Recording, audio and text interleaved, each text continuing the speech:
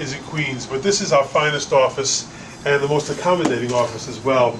And Ambassador, we're one of the best for you when you came to our district, so we're very pleased to have you here in the Bronx. And the Bronx isn't really known as much as my portion of Queens is for its Korean population, but there are Koreans here, as you know well, as well. So it's great to have you here. Consul General, you're always welcome to the district, and thank you for your friendship and your support and your confidence and your advice as well. We appreciate your presence and being here.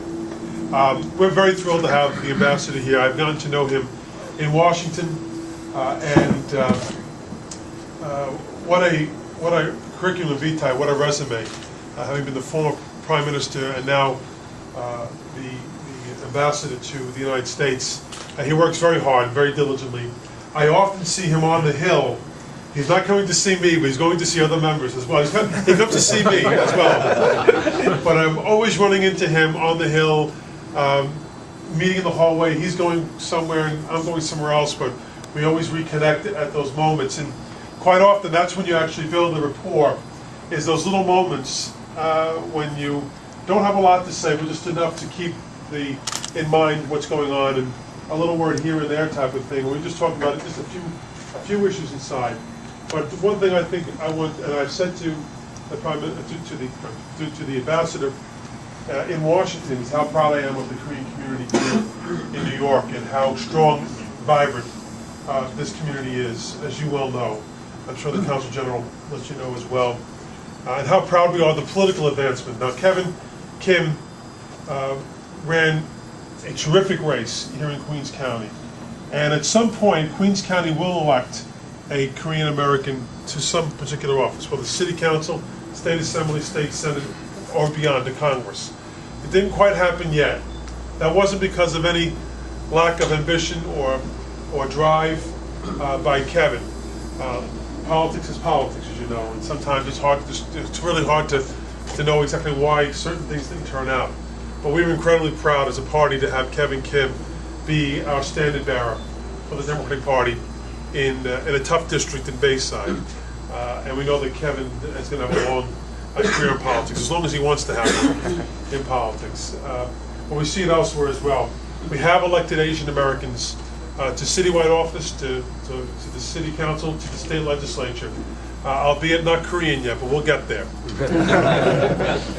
We also know that there are many issues that we have mutual concern over. You and I had a moment to talk a little about trade policy privately, but there are many issues. We have many businessmen and women who are here today, and many of them who do business in my district at the Hunts Point market, which is right there at the bottom portion of my district in the Bronx, and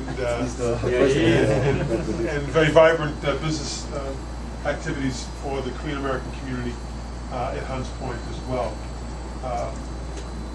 There's not enough I can say about them. They're great. They're terrific. John Park has been a very, very, very, very long-standing friend, and John has known me for about 25 years now. He's been a great friend of mine and a great liaison between myself and the Korean American community. But they all are friends and have been wonderful supporters of mine as well. So with that, I want to say thank you to my friends from the Korean community. Doctor, it's always great to see you. Glad to see you in great form as well. So, and with that, turn it back to John. PJ is going to introduce the Crowley and President Han, Kevin. As some of you know, I also ran for City Council this past year and I lost. And one of the great things about losing is I get to spend more time with Kevin and these events, so I'm really happy to be here. It's a real honor to introduce Ambassador Han because he's one of the rare forms of statesmen, politicians in Korea, and in Asia, frankly. He served for almost 40 years in public service. And as many of you know, the shelf life of statesmen is very short in Asia. And he spent his career spanning both domestic policy and international policy. He began with the National Tax Service, and he also has very close ties to the U.S., having gotten a PhD here at Harvard. And through the years, he's worked in trade, and he was involved in helping Korea through the financial crisis. He served as acting prime minister during a moment of crisis, and then as a formal prime minister. And finally, last year in February, he was appointed the ambassador, and he served with distinction at a time when there's so many issues around security and trade and the role of Koreans in America. I can't think of a better person for the job, so it's my honor to introduce him. Thank you very much for being here.